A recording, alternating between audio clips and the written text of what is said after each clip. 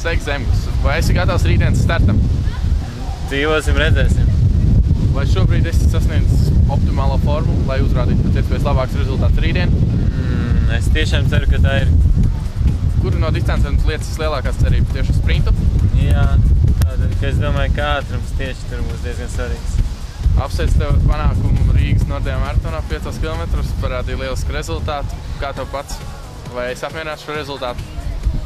Es domāju, varēja būt arī labāk, jo nedēļa bija diezgan saspringta, bet rezultāts bija labs.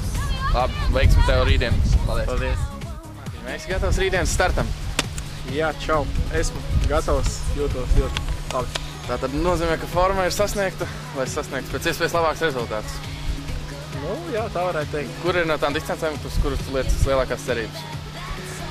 Cerības ir uz vidējā distanci, bet sprints arī neilgi netiek mests melā.